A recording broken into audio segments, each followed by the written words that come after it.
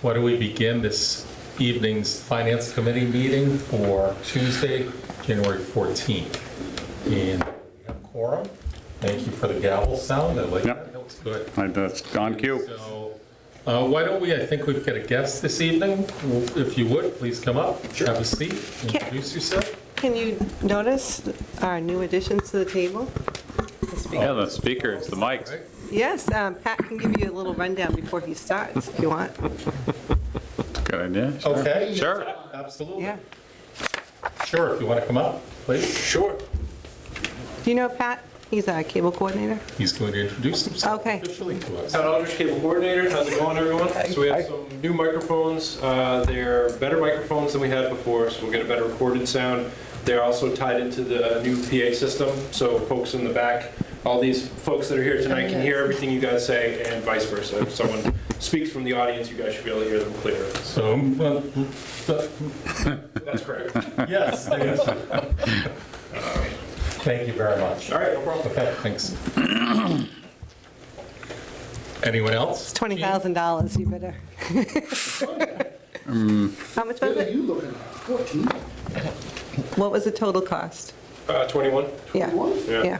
Start off. Just for these, for this For system? the sound, the whole sound system in here. Yeah. Okay. Anyone else you'd like to introduce? I'm good, thank you. Yep, okay, all right. If I may? Good Thank evening. you. Good evening. My name is Michael Sacco. I'm the new Chief Executive Officer at the Worcester Regional Retirement Board. Okay. Welcome. Thank you. Started officially a week ago, Congratulations. but don't let that deter you from asking me any questions. I've been the board's general counsel for the last 13 years. I've been, this is now my 38th year of working in retirement law. So I've got a lot of experience that I bring to the position, and happy to be here. Answer any questions that you might have. Michael, if I may, what I'd like to do is going around the table, quickly introduce everyone else as well. Matthew? Matt Wojcik, Town Administrator. Cheryl Beatty, Treasurer Collector. Jean Levitt, Finance Director, Town Accountant. Lynn Mazzulli, part of membership. Michael Hutnick, Or also membership. finance. Howard D'Amico, Finance Committee. You're my part of. Phil Landry, FinCom. Good work. Oh, look at that. Dick Vanderberg, FinCom. St. Peter's income. Nice to meet you all. Hopefully there won't be a name quiz after this. That's right. Yeah, you're supposed to write it all out. So what I wouldn't mind doing is having a little bit of an idea. I actually don't understand how Michael's board fits into our budget process. And so I'm not sure, Matt, have you got an ability to feed us the base before we get started with some of the information from Michael? Okay, Michael sent us a very big bill, and we paid. Okay. And the big And then we bill. get a little discount if we pay it within, what, 30 days? Yeah, no. No, if we 2 pay days. it. Yeah, we have to pay it first thing, which we always have to like 15th, yeah. Yeah. To pay that bill, we get a 2% discount. That bill is actually an assessment that the town receives. It's very, and we ask for it broken down between the town, water, sewer, school department, and cable, because cable and water, sewer have their own funding source. And the school department, it's very important it's broken down because we get credit as part of the net school spending for their portion of the assessment. So we do get it, we do take advantage of the 2% discount if we pay, you know, we have to process it within the first week of July. We can't pay it any sooner because we haven't crossed the fiscal year. But it is a large assessment. We don't really have any control over it. It's based upon the percentage we are against the total cost. Yes, although, so let me back up a little bit, Sure. try and put a little more meat on the bone, although what everyone has said is accurate. So we're almost $800 million pension fund. We have 100 different member units, in all of Worcester County, with certain exceptions, City of Worcester, Leominster. There are certain cities that have their own retirement systems, but all of the other municipalities, water districts, any other public entities in Worcester County that don't have their own retirement system belong to the Worcester Regional Retirement System. So in addition to that $800 million that we have, we also have an unfunded liability of approximately the same amount, approximately $800 million. And, you know, stop me if you've heard any of this or if you want further detail, but The reason there's an unfunded liability is when the system was created back in 1937, for the first roughly 50 years, most communities, and I think Douglas is in that same boat, didn't pay in. It was pay-as-you-go, like Social Security. In 1988, which my predecessor, I don't know if you ever had the pleasure of meeting Kevin Blanchett, who was the CEO and still is the chairman of the retirement board. He was in the legislature then, and the legislature did something that most states didn't have the foresight to do, which is they created a funding schedule and required every public entity that participates in a retirement system to now make required contributions to the retirement system, with the goal of having every system being fully funded by 2028. So it was a 40-year funding schedule.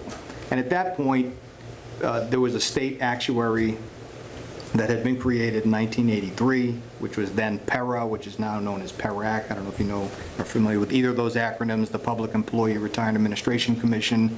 They oversee all of the retirement systems in the Commonwealth and are the actuary for the Commonwealth. We employ our own actuary because as time has gone on,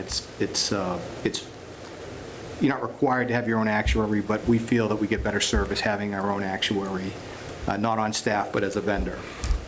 So once the funding schedule was put in place, the actuary had to assess what the unfunded, the past liabilities that hadn't been paid, as well as future liabilities, and that's what creates the unfunded liability.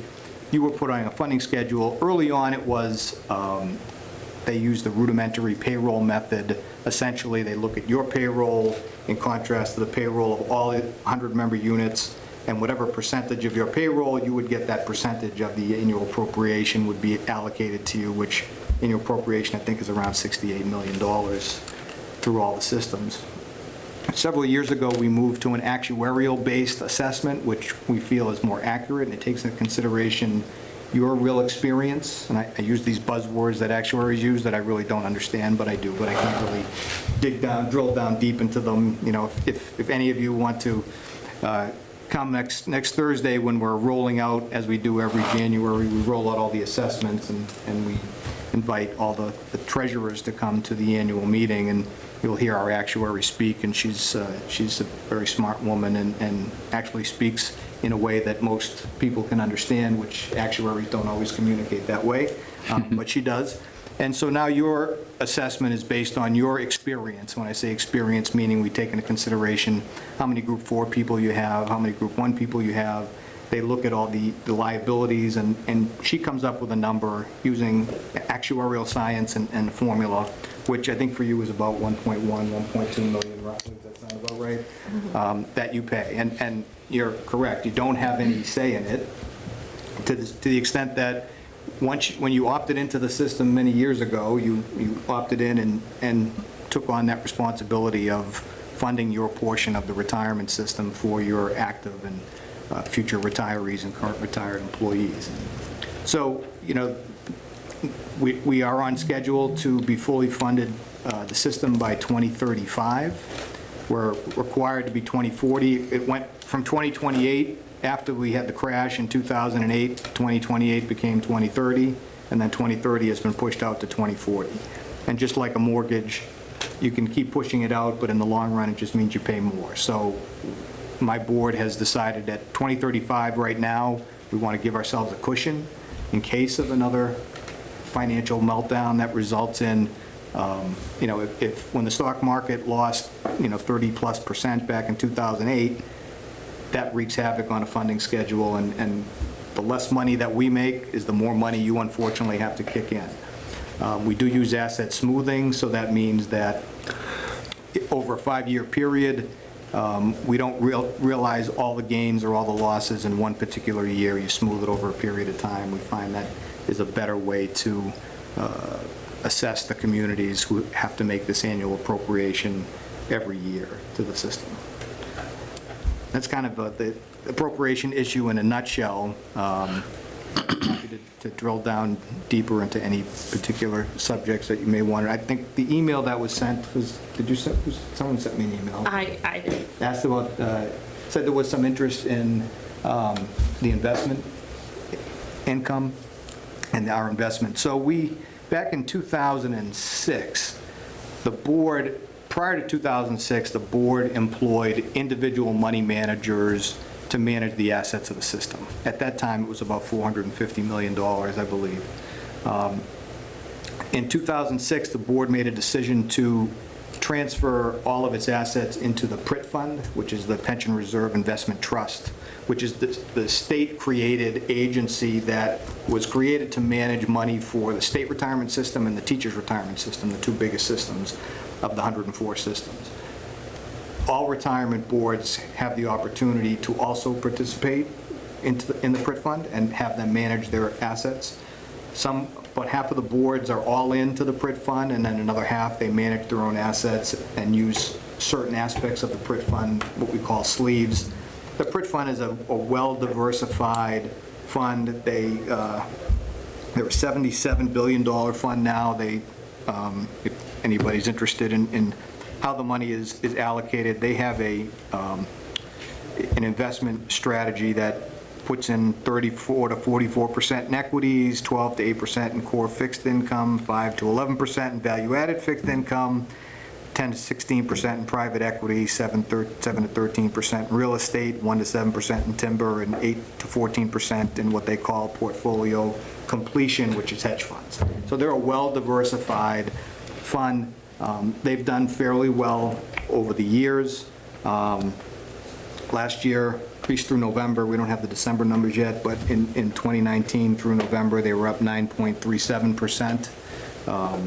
Our annual benchmark, the actuarial assumed rate of return is 7.75. So as long as we make that bogey every year, then that's a good thing, right? And if we make beyond that, that's great.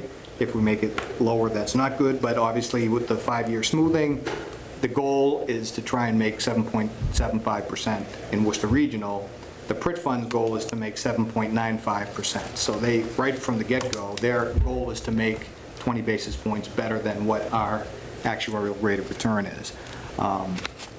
We do review from time to time, and actually, one of the things I'm going to be proposing to my board at my first meeting in January is we have a investment consultant that we have to do an RFP. Those of you who are familiar with the procurement process, we're not subject to 30B, but we do have a section of Chapter 32 that requires us to have a procurement process for investment, actuarial, legal, and accounting services. So a few years ago, we did that. We went out and retained an investment consultant to actually come in and look at what the PRIT fund is doing and to tell us whether or not they think we'd be better off investing our own assets as opposed to, well, we always invest them, but rather than invest them in the PRIT fund, there are many other ways that retirement boards in the Commonwealth invest. With a fund this size, it really doesn't, well, I shouldn't say this, but retaining individual managers to manage segments of the portfolio, we'd have probably 50 managers. It's very cumbersome. The fees that we pay right now are about 53 basis points, which is not really that expensive when you're looking at the investment of the funds.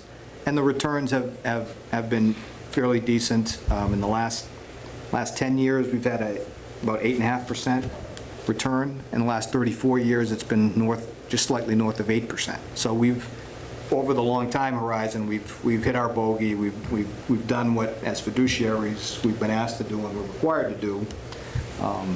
And we try to take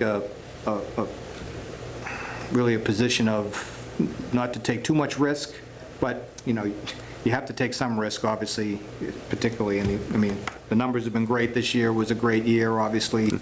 2019 was a great year. 2018 was a great year. 17, not so much. You just don't know what's going to be coming down the pike. So we're trying to take a conservative but slightly aggressive approach to try and meet the benchmark so that your assessments stay what we tell you they're going to be, right? Because every 2 years we do an actuarial valuation. So the numbers that we give to you or will be giving to you next week are basically good for as long as the valuation is good. We're required to do a valuation every 2 years, and then when we do that, that tells us what our unfunded liability is, and then the actuary figures out how do we spread that out between now and 2035. We've got a 15-year time horizon, and that's how your assessment is based on that. Any questions? Any of that so I have far? one. Sure. How many on the board? So there's, thank you, so 5 board members. They are, there are 2 members that are elected, that members and retirees, the retirement system elect.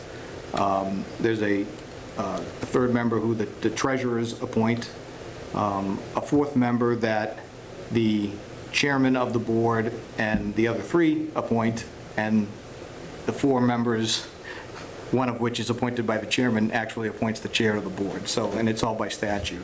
So it's a 5-member board, elected members for 3 terms, 3-year terms, and the chairman's seat is for 6 years, and then the other 2 positions are also 3-year terms, but it's staggered so that we always have a quorum. And then how do you 5 develop your financial assumptions for the future? When you say financial assumptions, Inflation, interest rates, all the kinds of things that you determine when you're looking long-term. How do you guys develop those? The 5 of you sit around over coffee, or do you have somebody come in, or? So I think in terms of our financial picture, really the actuary is, we rely on the actuary to Okay. provide us that information. What this board's always done, not because I've been one of them for the last 13 years, but they've hired a good group of outside professionals to advise them. As I said, I was their general counsel, so I would advise them on all legal matters and handle all the litigation. I'll still continue to do that in my CEO role. We have an actuary that we utilize. If we decided to invest our funds, we ultimately are fiduciaries. We make the decisions, but we would hire professionals, obviously, to both advise us and to also manage the assets. We wouldn't do that on our own. We're not qualified or bonded to do that. And then your investment consultant, how do you pick he or she or it? So we don't currently have an investment consultant because when you're in the PRIT fund, you're beholden to what PRIT does. PRIT determines the asset allocation. You don't have any ability to alter or deviate from that. If we were to retain an investment consultant, either to, take a look at our investments or ultimately to retain that person or that firm to advise us, we have to go through a competitive procurement process, an RFP that's posted on the PERAC website and on the state website. Realistically, there's 5 or 6 firms that really understand the Massachusetts retirement law, that work within the regulations that, some rather onerous, that are thrust upon us by our oversight authority, as well as the legislature. A lot of money managers don't want to do business in Massachusetts because the restrictions are so, not so draconian, but when you invest money, you really have one goal, and that is to, make as much as you can with a little return and little risk, Yeah, and not the little return. yeah, I hope. little risk, and we have restrictions there are tobacco restrictions, there's still restrictions on the books of investing in Northern Ireland and South Africa, even though apartheid was abolished in 1993, I think. So, and now the legislature is trying to push through some language about forcing public pension funds to divest from fossil fuels. All wonderfully socially conscious things to do, but not necessarily the smartest way to invest your money and seek a return. If it's legal, you should be able to invest in it. That's my position. But we work within the confines that are given to us, and I think the board has done a good job thus far. And what prevents us from going the route of Illinois? So Illinois, like most states, did not have the foresight to fund. If you look at most public pension systems, they don't require the municipalities or the participating entities to put money into the system. That's, so they're paying out huge pensions, and a lot of municipalities are not contributing. And this is Massachusetts, as I said earlier, had the foresight of looking how to fund the pension fund. And you will be fully funded in 2035. So what that means is your $1.1 million, $1.2 million assessment will drop down significantly because you won't be paying off the sins of the past, to coin a phrase. You'll just be paying the current benefit and also the actuarial assumed future benefit. So you're going to pre-fund some of that, so you always try to stay ahead of the game. But a lot of states also don't have what we have, which is the legislature put in the statute, and the Supreme Court has said that the retirement system is a binding quasi-contract between the retirement systems and the members. So it's not going to go bankrupt, it's not going to go belly up. Obviously, it's a huge number for you guys, it's a huge number for everybody. You can only imagine what some of the bigger cities and towns have to pay on an annual basis. The payroll, I think we send out about $9 million a month in pension checks. It's a lot of money that goes out, and it's a lot of money that comes in, and we're trying to be good stewards of that and invest it wisely. And also, in terms of the liability side, we do a very good job of, when we process disability claims, we have a very rigorous process that we undertake in evaluating the disability claims that come before the board. We're not in an adversarial position at all with the applicant. Our role is to assist as best we can. In other words, make sure that the individual has the opportunity to put their case forward before us. But for a variety of reasons, at times, we're required to deny those claims, and then that individual can appeal. And we've been very successful in repelling those claims that not necessarily are fraudulent, but it's a very complicated statute. And just sometimes they don't meet the legal requirements to qualify for the benefit they seek. And, so as fiduciaries, we need to make sure that only those individuals who are entitled to benefits receive them, and if they're not entitled, then they will not. So are you pretty confident the model that you have in place will bring you to that 2035? We are, obviously. You don't know the future, of course. Yeah, right? I mean, if I could predict the future, I wouldn't be sitting here, I'd be on a beach in Florida, I guess, with a drink with an umbrella in it. But, we're confident in that, the PRIT fund is well-diversified, well-run. So, barring the unforeseen tragedy or financial calamity, yes, we're in a good position, and we expect to hit that 2035 and be fully funded. Again, you just don't know what the future will bring, and we've tried to be sensitive to the needs of all of our communities, but we also have to meet this funding schedule, so it's painful at times, but we're confident we'll get there. What happens if the communities can't afford to meet the 2035 or 2040 deadline? So, We get an assessment that we have to pay. yeah. I totally get it, but towns have gone belly up. Yeah, you can't go bankrupt, Yeah.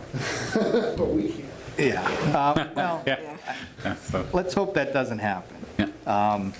So I guess the only way I can answer that question is, from time to time, we've had certain, not necessarily in Worcester Regional, but in my other role where I represent half the funds in the system, that people don't pay, and you're forced to sue them and make them pay. And you don't even have an argument, to be honest with you. It's that severe. And if anyone doesn't pay their assessment, and I'm not saying this in a threatening way, I'm just telling you the reality. If anybody doesn't pay their assessment, I would go into court and file a complaint, and you'd end up paying the assessment plus 12% interest and probably legal fees on top of it. So everyone is very, I think, acutely aware that this is a priority and an important payment to make.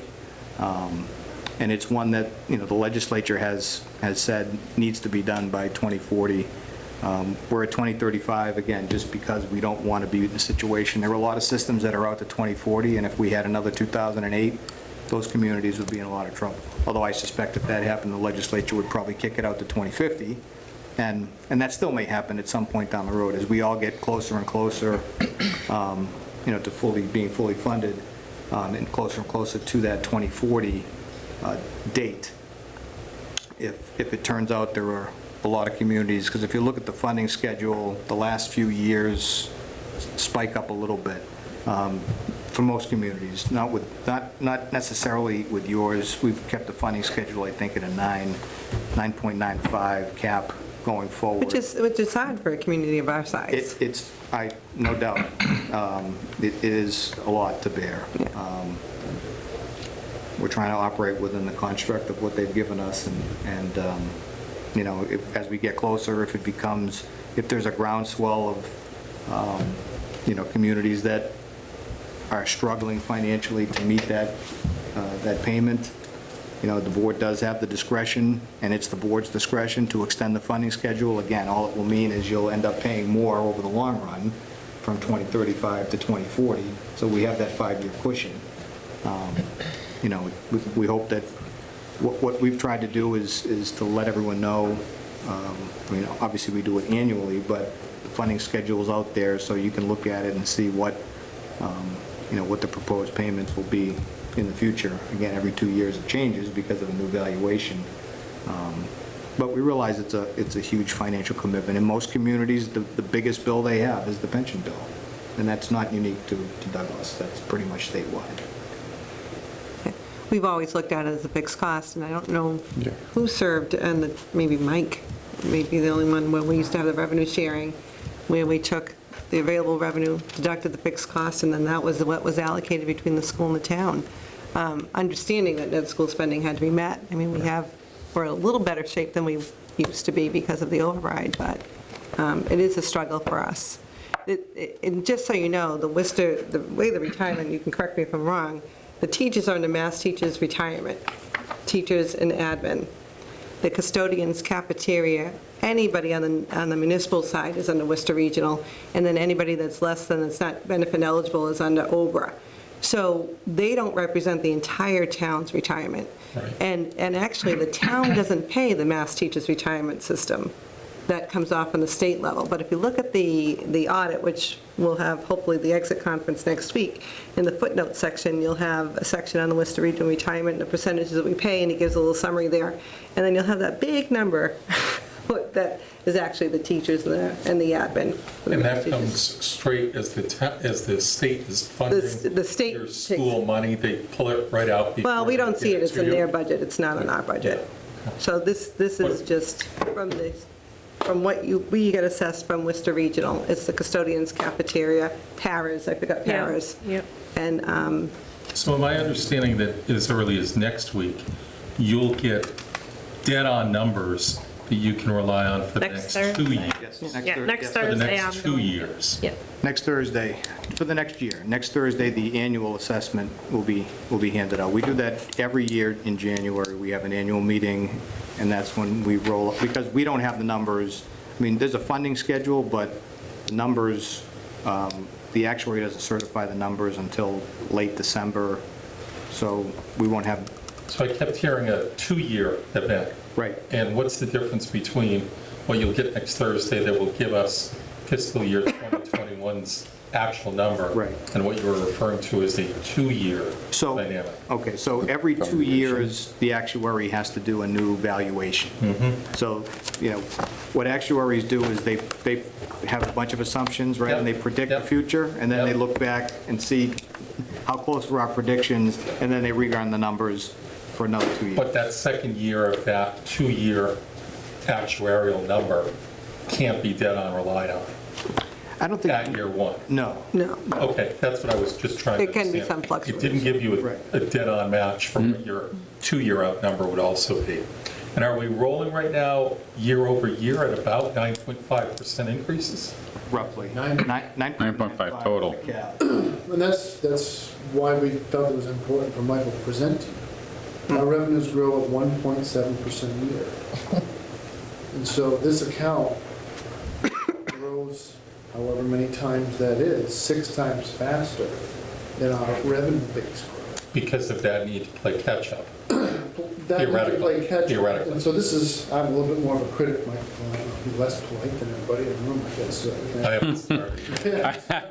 But I guess my concern is this. When we look at your GASB file, and we look at the last 5 years' performance, the funding rate has shown slippage, which means that when you have to go back and recalculate, You're playing a little bit of catch-up, because you are not where you were 5 years ago. That is concerning. I think a lot of municipalities, including the one where I most recently worked, substantially overfunded their ARC and expected progress. And at 43%, we're critically here. We're underfunded. So what I'm hoping to hear from you, and you're new on the job, so, but what I'm hoping to hear from the board over the next couple of years is a vision for how this is going to straighten itself out. Because at this rate, it's not rapid slippage, but it's a percentage point. And that's the wrong direction. And how is that going to turn around if we just stick with the PRIP? It's an assessment. So I mean, that's kind of when Douglas hit the wall financially, that was the word that went out to all of our department heads and the town administrators. You can't just accept dividends anymore. Assessment. You have to pick up the hood on the car and look and make sure all the machinery is working. I'll kind of dead end it there and let you comment if you want to on what steps you're going to do proactively. Sure, so in very general terms, that you being on the finance committee all understand, there's, unfunded liability, you look at your assets and your liabilities, right? So on the asset side, it's purely how we do on our investments. As I said earlier, I'm going to be speaking to the board this month about bringing in an investment consultant to once again advise the board as to whether or not the PRIT fund is the best way to move forward or not.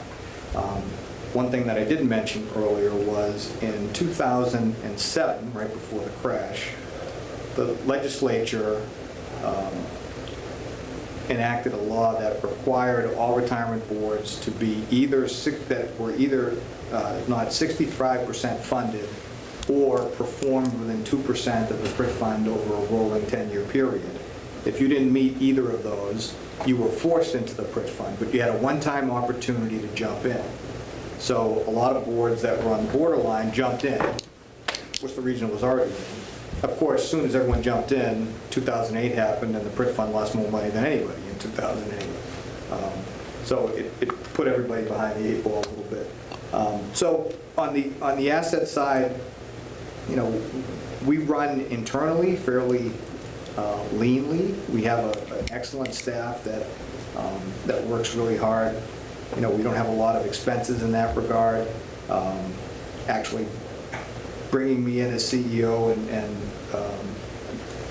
taking on the legal responsibility cuts out a significant amount of money that they were paying me as counsel, which was fine. That was all part of the deal, and I'm happy to be doing this. So, we look at it that way, that all we can do is try and invest the money as best we can to make gains on that. On the liability side, we control as best we can the disability process, and I think we do a very good job of that. What we don't control and what we can't control is how the municipalities pay their employees. So, to a certain extent, what drives that number of the liability is how many employees you have, how you pay them. And I'm not saying, I don't know anything about how your community works, so I'm just going to say this as a general statement. If you have revolving doors of police chiefs, who are all being paid $120,000 a year, come here for the last 3 years of their career and retire, and they get that bump in salary, you're going to absorb a significant amount of that. So, those are decisions that you make that we don't have any control over, and that drives up, your liability. So, decisions you make in hiring and payroll decisions also factor into that. There aren't a lot of variables. There isn't a lot that we can really do to change the equation, particularly, erasing 40 years of an unfunded liability, that is accrued. But we're working to do that through the funding schedule. I don't disagree with you on the, in terms of the percentage of funding, but even with that moving backwards, the funding schedule we have has us fully funded at 2035. So I do believe, from speaking with the actuary, it is a little bit of a dip before it climbs up, and 15 years from now, the goal is that we will be fully funded, and that will significantly reduce your contribution to the system. Why has it taken a dip in the last 5 years if you've been hitting your benchmarks year over year? It's an excellent question. I don't have the answer to that. I wondered that myself when I hadn't honestly focused on that issue. It's one of the things that I'm interested in finding out and if there is an answer to. And maybe we can get that addressed next week as part of the presentation. Again, we haven't had a significant amount of disabilities that, that drive up the cost of the system as a whole. No more than usual, I would say, in comparison to other systems. And, the last couple of years, I mean, there've been, even though we've done well over 10 years, the 5-year number, I think, is below the bogey. Because 2017 was, in 2017, there were only 4 of 104 retirement boards that actually had positive returns. 100 systems all lost money because it was just a down year. That does, a down year like that, I mean, if you have a negative 2% and you're supposed to hit 7.75, that's almost a 10% loss that has to be absorbed. So I think that's part of it, but The smoothing covered. the smoothing helps that. It doesn't completely get rid of it, Well, I but thought you said it was, the 5-year smooth was above your projection for the 5-year average. no, 5 years smoothing is simply, you don't realize, you don't recognize the full gains and you don't recognize the full loss when they happen. So but you're still recognizing some loss and some gain. So it just makes that margin smaller as opposed to going from 1 year. Because if you had a down year and you didn't smooth, and then we did evaluation the next year, the member units would get significantly impacted. Can I ask you, to Sandy's question, over the last few years, have you had to sue municipalities? I've only had to do it once in 27 years, because usually when I speak to their council, they understand that Okay, it's not. just try to understand. So, Yeah. Realize it's like Yeah, fighting we the don't- IRS. To not pay a pension bill. No, but I didn't, but the question is, A at what point, reorganization is much more likely to just it's kicking the can down. there's paying it or filing for Well, bankruptcy. eventually we're gonna hit another cliff again, Right. and so it's like, what happens? Because we have a liability about $16 million is what we have based on the 2018 number. That's why we're paying so much. Right. So, yes, it's a priority, but we're gonna hit another wall again. And if the increases keep going up above the 9.5, if you move that target again to say 12%, it's just, for small towns like us, it impacts the entire community. no question. I don't want to sound that we're not sensitive to that. Right now, the only option that we would have at this point to lessen your annual payment would be to extend the funding schedule, right? I get So it. we're a little stuck as well. So at this point, if the market, as I said, was great in 2019, if things continue, then there's a possibility that the payment from 1 year to the next could decrease a little bit. But we try to keep it as level as we can going forward for everybody, because we realize it's a big nut. What's the highest year-over-year percentage it's hit the last 10 or 15 years for Douglas? Has anybody got a ballpark on that information? As a percentage, I would say we've been pretty. have we clipped over I think that some of the 10%? bigger communities have seen increase. Yeah, I mean, We want to take a shot. Percentage, I'm just talking year-over-year. right, Auburn and Charlton and there were Westboro, What's and your a few of the bigger We have- communities that. But we have one of the lower numbers too, of the amount of people that are in this pool. It's a very low number compared to everybody else's, and the Yeah. liability is huge. So that's all I'm trying to get at is, Yeah. it's a huge number for our town. Understood. And other towns in this area are gonna be in the same boat because you don't get funded from the state properly. You get into this boat of need versus want, you have everybody coming together. This is a must-pay bill, totally get it. Wish I had a good answer for you, but I don't. I have one question. You mentioned you went from 2040 to 2035. What was the impetus for that again? So, okay, so when the legislation was put into effect, it was a 2028 fully funded. Yeah. Then the legislature moved it to 2030, and then they moved it to 2040. We're currently at 2035. So, and I wasn't involved in these conversations, but I've been around enough of them that in working with the actuary, no actuary wants you to go out beyond 2035 because you need a cushion in the event of any sort of financial meltdown, is what happened in 2008. And, you know, if you look historically, every 10 years or so, something... There's a market correction. There's a market correction, right? So that's where so we have that 5-year cushion that I think if something happened and it had such a dramatic effect on the funding schedule, I'm sure the board would consider, again, it ends up costing you more in the long run, but we have to look at next year, not 15 years from now. Sometimes ease the pain in the short term. The board could certainly extend out the funding schedule, and then they could retract it again if you had a few good years. I mean, a lot of times boards will do that. They'll try to stay around, you know, whatever their target is, but if you have a couple good years in a row, you might be able to keep the payment, it's the debate, do you keep the payment the same and reduce the funding schedule, or you keep the funding schedule on the same target year and just reduce the payment a little bit, you know, so there's always that kind of give and take. Yeah. Do you anticipate making any changes to your investment return assumption or your mortality table? So the mortality table would be more from the actuary. I mean, I think they make changes as their, you know, as their industry dictates. You know, when they change the mortality tables, most actuaries will not say, well, we don't agree with that. They'll say, we have, you know, that's standard in our industry. We need to change the mortality table.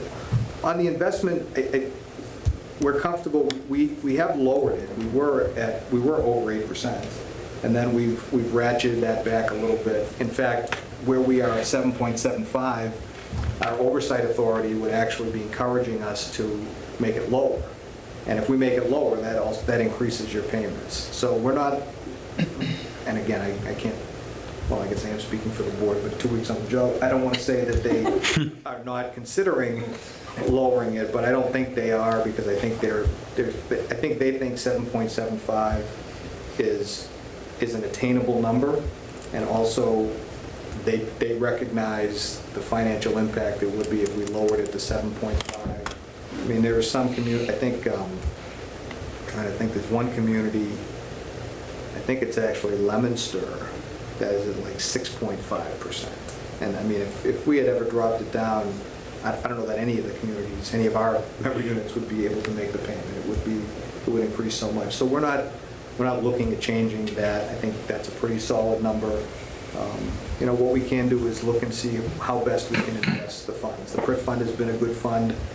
They're not, by no means, they have not been the #1 performing fund. I think last year, I think they were number 9 in the state. We do have still a couple of legacy investments from, you know, these venture capital funds that we had gone in many years ago that were closed-end 10-year funds, and then they get extensions, the money's tied up. But those are winding down now, so we're almost 100% fully into the PRIT fund, which means our return will mirror their return. Again, they are, you know, well-known and well-respected throughout the country as one of the best funds, but they're not the #1 fund. So that means there are other philosophies or strategies out there that could potentially make a better return, but perhaps with some more risk. And that's, you know, that's all. I mean, if any of you invest your own money, right?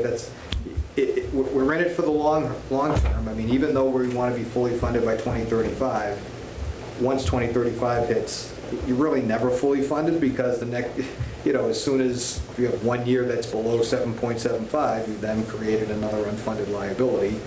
So, you know, your costs go down significantly once you're fully funded, but, you know, the goal is always to try and hit that 7.75 bogey, and if you do better in a certain year, then that's the benefit of all. So. Do member towns or private citizens have a chance to give advice or observation on where the money is invested? So, Do you have public hearings, say, or? well, we have public meetings every month that the public is certainly welcome to attend and comment. Historically, that really hasn't happened. I mean, while we're in the PRIT fund, we don't have any choice what to do. So, the only question that is before the board, that isn't actually before the board, but will be, is do we stay in the PRIT fund? And if not, what else do we do? And does the public have opportunity to comment at that point? I mean, if we say, no, we don't want you to be in that fund, we want you to be in another fund, can we do that? I mean, certainly, any member of the public is welcome to come to a meeting and express his or her view. We tend to, I mean, our role as a board is we have our fiduciary obligations to the members of the system and the retirees. So when you say members of the public, if, John Q. Public, private citizen, wants to come in to try and tell us how we should be investing the money, I realize that it's a taxpayer burden, but that's not really something that, with no disrespect to John Q. Public, that's, we listen, obviously, to our active employees, our retirees, and our member units in terms of how they think we should do what we do. Investing money, if you look at the top 10 retirement boards in the state, how they invest their money, they all do it differently. So who's right and who's wrong? And that the number one is not always number one. So there's various strategies that people use, from being in the PRIT fund, to using part of the PRIT fund, to using a fund-of-funds strategy, to using separate manager strategies, to using index funds. So, there's a variety of ways that retirement boards throughout the Commonwealth invest their money. So, we do have an obligation, and I can tell you that we will most likely in the next 6 months look at bringing in a consultant to evaluate what we're doing. We did this a few years ago, and one of the reasons why we didn't make a move then was it was recommended that we not do that because of the funding, because we were below the 65%. And if you come out of the PRIT fund and you don't satisfy those 65% or the 2% in the rolling 10 years, you get put back into the PRIT fund in perpetuity, and you can never get out. So if you exit the PRIT fund, you have to make sure that you're not going to get drawn back in. You have a furrowed brow, do you understand? Well, how is that legal, that you're in there in perpetuity? I mean, But it's an I've never heard excellent question, but that's what if the legislature says it's legal until somebody challenges it.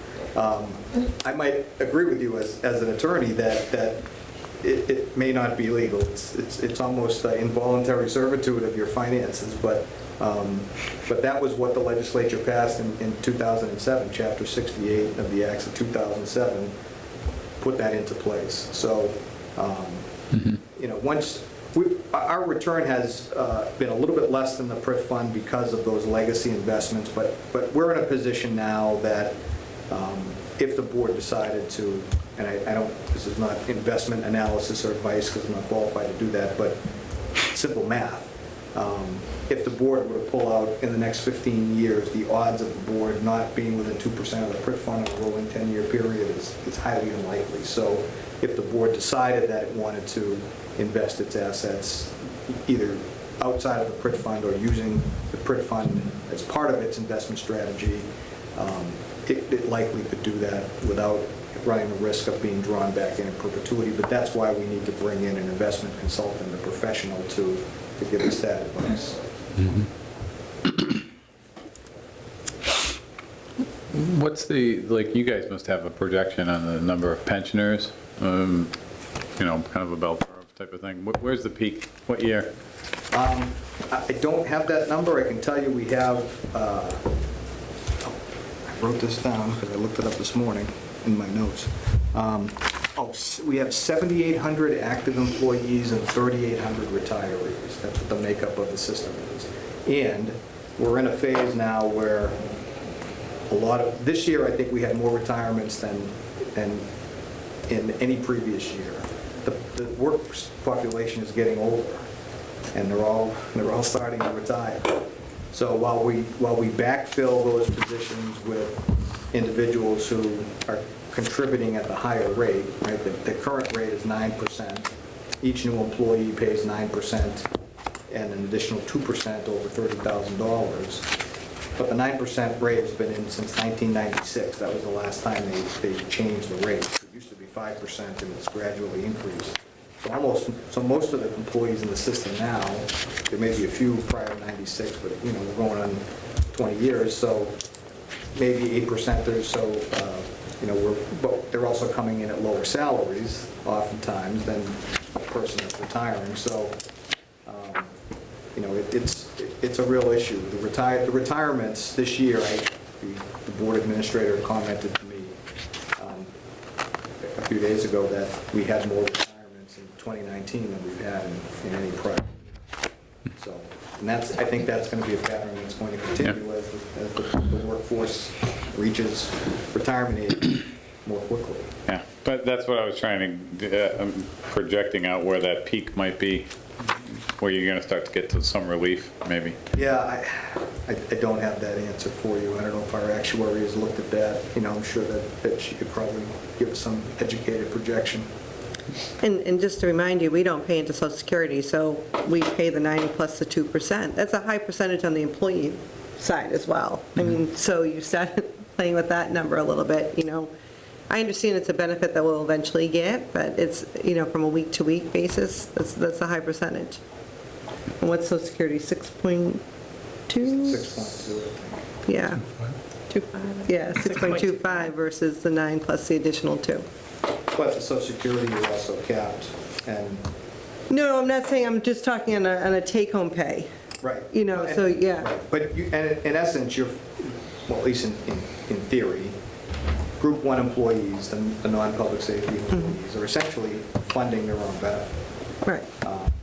And that was always the goal, by increasing the rate, that if we make our investments and we hit our bogey with the money that the employee is putting in, the employee essentially is funding his own retirement allowance, and the retirement law changed in 2012 to try and, put less stress on the system, in that probably all of you in this room, anyone who's on the town, who's a member of the system retires, you have a 3-year average, new employees will have a 5-year average. That will make a difference. Also, the retirement age was kicked up 2 years from the maximum age from 65 to 67, so you have to work longer.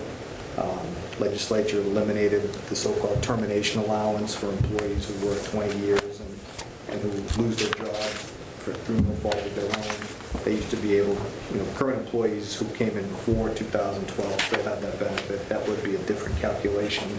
That was eliminated. So the legislature did, I wouldn't say nibble around the edges, but they made some fairly significant changes in trying to control the growth of the benefit and the liability. Anyone else? Okay. Mr. Soccer, thank you for your time today. Yeah. Thanks for having me. Thank you, Michael. Thank you. Appreciate See it. you all. Happy New Year. You too.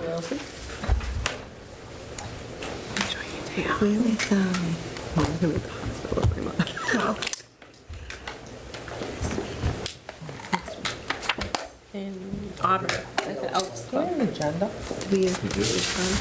I'm not, did you want to go? I might go with you. All right, I'll What's that? email Rosemary Print one out, 'cause I No, thought I the love email to hear said there those. would be hard copies. Matt, the teacher pension part is not the Worcester County, right? Does that kind of go up the same percentage each year in terms of our 9 assessment? o'clock, I think. Or are they just two different animals in terms of the formula? Because we don't pay less than... Oh, yeah, thank you. I'll email. All right, good luck tomorrow. As you heard him explain, the credit fund was established with the state funds. So the teacher retirement program is performing on the investment side about 12 hours. It's the same fund. Typically, I actually thought it was a very revealing last set of paragraphs towards the end of the presentation. Because he seemed to indicate that, yeah, we could get out of the print and not perform. And that's kind of what I was pushing toward. Pension funds get in trouble all the time. And the way out is fraught with risk and requires aggressive management. And everybody says, don't time the market, but tough, you have to try. Because if you don't, you get the average of all the dips and mountains, and that doesn't end up being very much. So in my prior life, before coming to Douglas, ex officio, I was the chairman of the police pension fund in that town. And we went from 43% to 65%, almost 70% funded. Using an investment consultant that accepted more risk and was very actively managing the portfolio with great care taken on management fees. Now, there's two ways to argue about management fees. One is to say, well, it's 53 basis points, don't worry about it, which is what he said. The way I looked at it, looking at the financials, is the fund spent $3.7 million on managers who lost 33. Now, I know that. You do the work anyway, and they probably minimize the losses. Let's say that, let's give them the benefit of the doubt, so they minimized their losses. They still didn't do anything positive, and it was $3.7 million, which is 3 times the contribution of the town of Douglas into the fund. Just went to management fees. And that's only our portion. I mean, that's the 1 year's fee. So the more money you take out of the fund early on when you're trying to recover, that's just less and less resources you have. It's true of any investing vehicle, right? Right, so, Management fees, what you are know, the fees? we were pushing, our investment consultants were always pushing for, I don't want to use brand names, but people know the brand name. Sure. Where they're really low loads, they're indexed, and they've been outperforming the big ones. Pretty consistent. So, I didn't want to belabor it. Right. The number he gave really late, 2 numbers threw me completely off. Did he say there were 7,800 members and 3,800 retirees? I guess I thought we were Yeah. talking about a ton more people than that have management fees of $3.7 million to run 12,000 people, and where they're not even doing the investing. I mean, they're not even doing the investing. What does the board get together and do? Say, should we use the PRIT fund again? Okay, yeah, let's, and then go get some coffee. And I know we're on the record, so I want to be careful. right, so, but if the but it worst thing was- that can happen to you is you end up back where you are now, but you have at least one shot at getting out of it, I would say get out of it. That's just, Does the town have other options, though? Or is this a locked event? well, that was one of my first questions when I started here, is can we get out of this because this is awful? Not really. I mean, you have to be, it's an extraordinary process. I don't even know if you want to start it. I mean, these pension plans are qualified. You have to be part of a qualified pension plan. Sure. So where are you going to go? One of the things that, you know, everybody loves to regionalize, everybody loves to bundle up and share risk across big groups.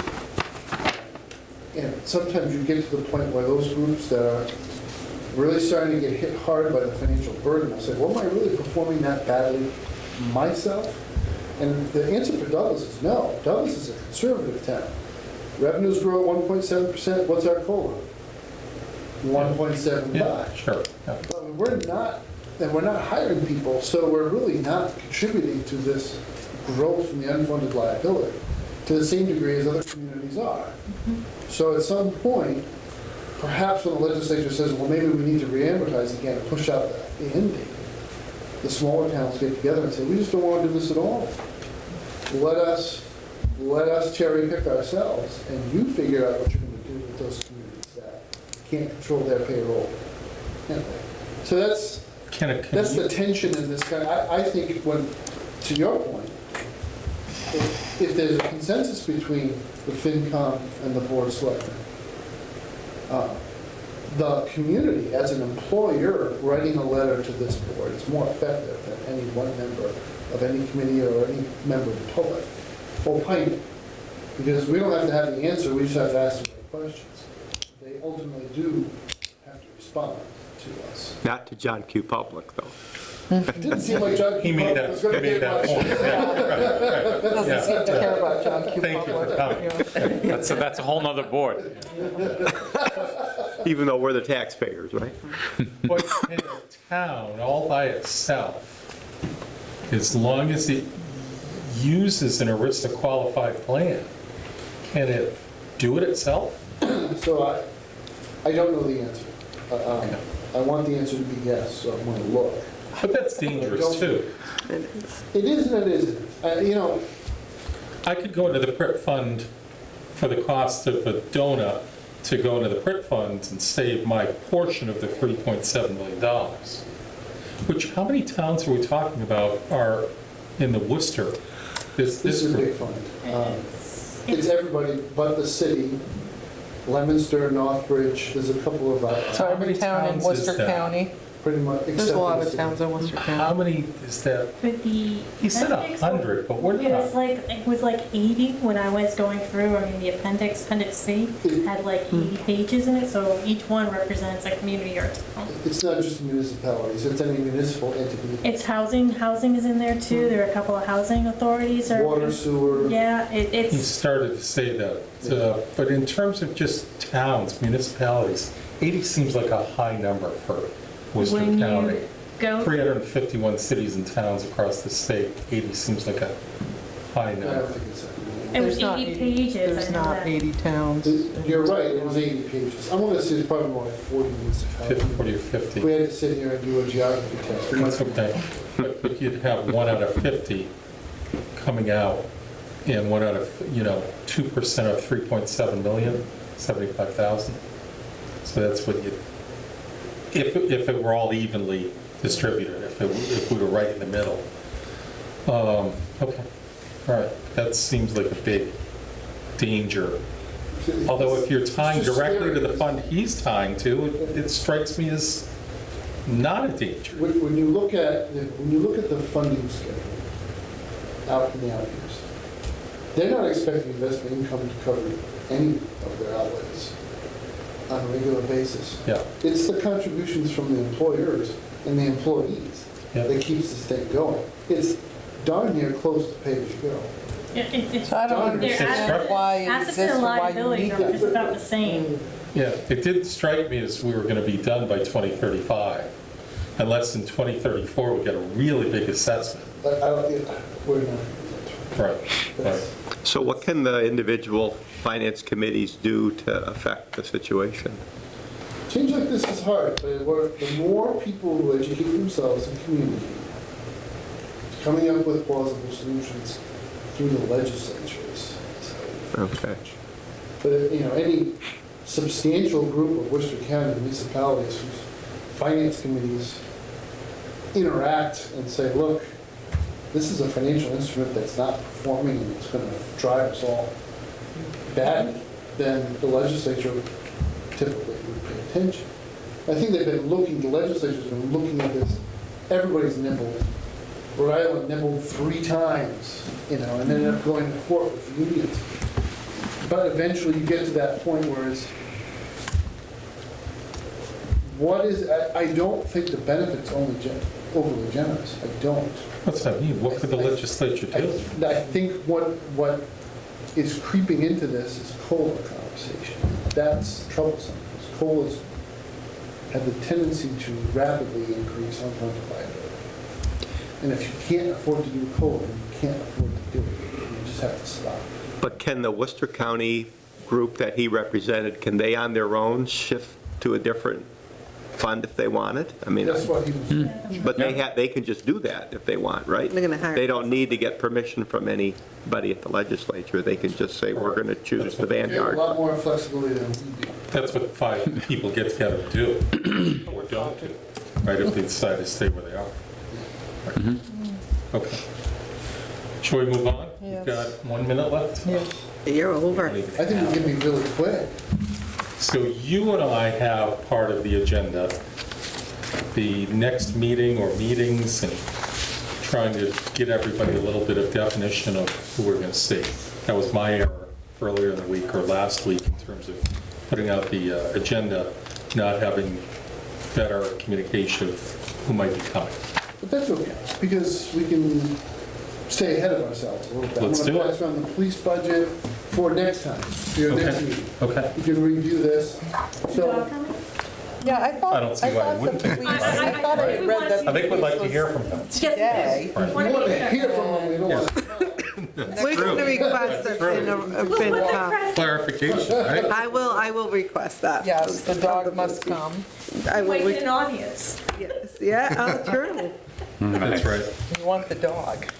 So, long story short, Gene and I have been through these two department budgets with the department head. They also presented already to the board of selectmen, Did you get where Matt no the- changes were requested or required of. So Okay, it's Sure. where it is. There were no votes taken because until everybody gets the Okay. whole picture, nobody should commit to any of the department budgets. Very little change with these two, although the fire chief does call out some policy initiatives that he thinks is necessary. okay. And that's when we see the ambulance as well, correct? Yeah, you get fire and ambulance Yeah, right, yeah. and civil defense. It presents the three. So is that our group for 128 for 2 weeks from tonight? Police and fire? Yeah, because I think you have exit comp and stuff. I would invite you to the Board of Selectmen meeting for the, I think, Heather, you were the only one that came last time. We're trying to schedule it for 121. We're waiting for some legal letters to come in that they haven't responded to see if there's any outstanding liabilities against the town, that they can't close the audit until we receive it. Rich is one of them. I believe he sent it in by mail today. So we're closing down the audit. We received the draft. So they're on the agenda for 121 at 7 PM. What's on the agenda? The exit conference of the audit for the 2019.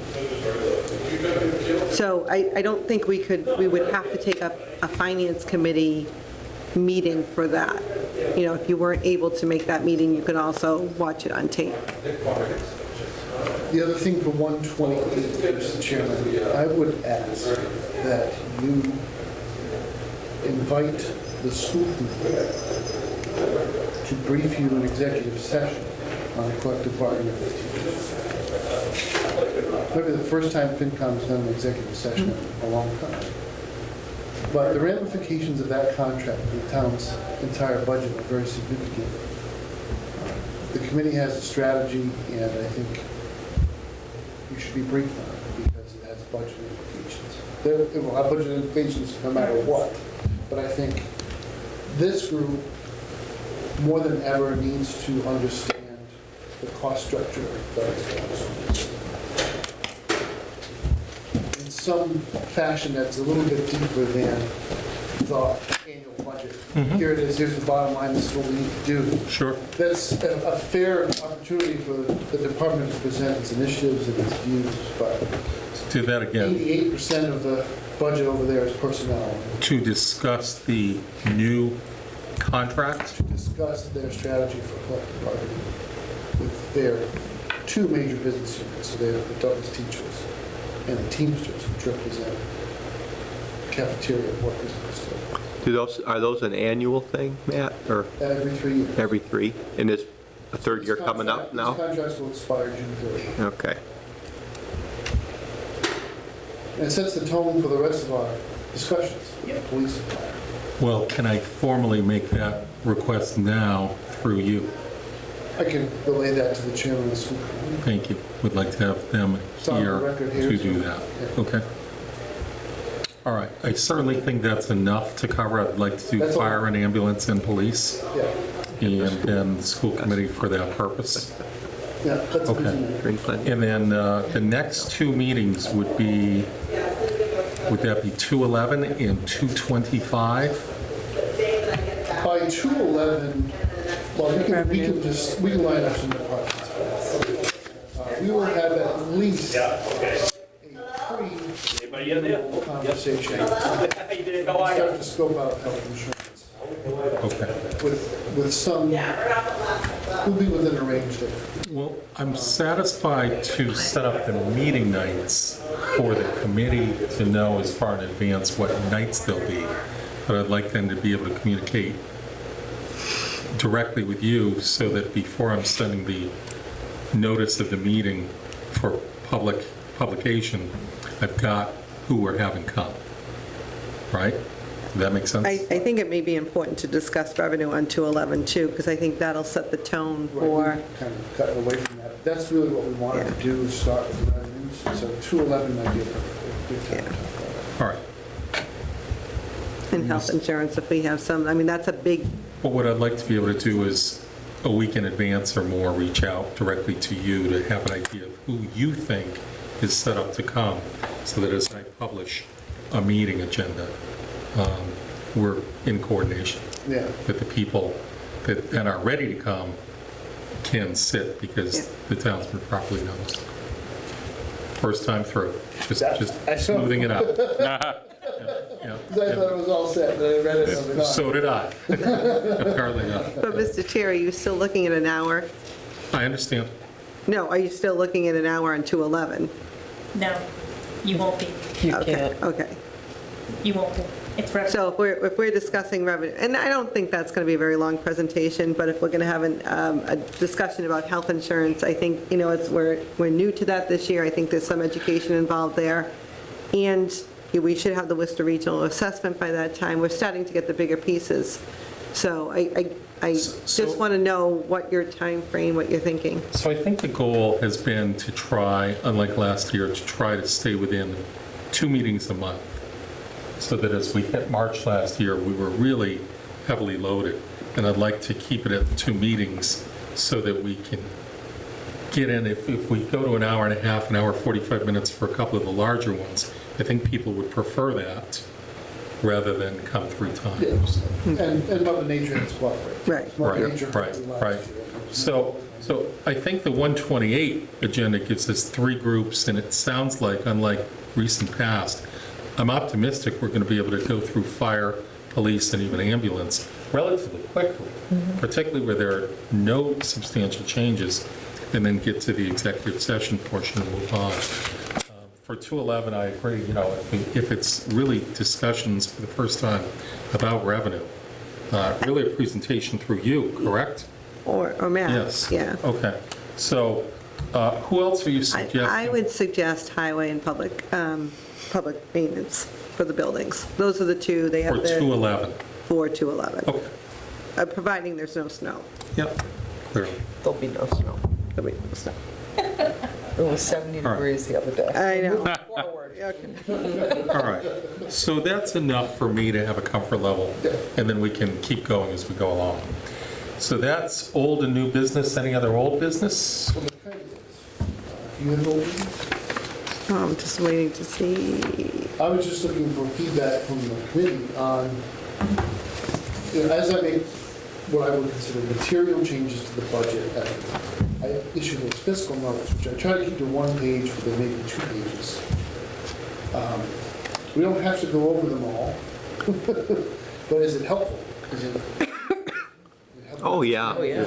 Absolutely. So, are there any Okay. questions about the retiree health insurance fiscal note? Was that the whole spreadsheet that showed Aetna is the option? Great option, by the way. Oh. No? No? Okay. Okay, good, that shortens this. But the notes are good? Sharing those notes are good, right? Yes. Okay, yep. All right. Just don't reply to them. Matt, I didn't read through the one today, though. That was Read, 168 bring your pages. questions I to did- briefing. That's right. Do not reply all. Read and enjoy. That was, But your email today, I didn't read the whole thing. That was Yeah. the long and short of what he said, but this is our portion of Right, the notes, it. right? That's all it is. Any reserve fund transfers? Yeah, Okay, great. I like the way we covered that. yeah. Old, new, approval of minutes, December 10 minutes, are those the only ones we have? That's from the-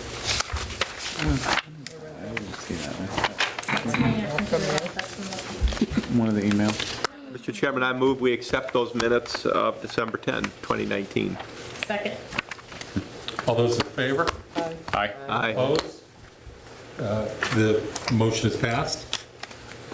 And let's see, what's our last topic? Adjournment. I had one quick question. It's not me. I'm just saying, it wasn't me tonight. He did this last time. I gotta go. You I gotta go. gotta I really gotta go. All right, Phil, let's get you out of here. No, I have a but- couple of questions. But this will be a simple one. If I wanted to get a information request, can I do that through email, through the chair? Sure. And then I'll Is that- flip it appropriately where I. Formally okay? Yes. All right. That's all I need. Okay. Make a motion to adjourn? Second. All those in favor? Aye. Aye. Opposed? We're adjourned.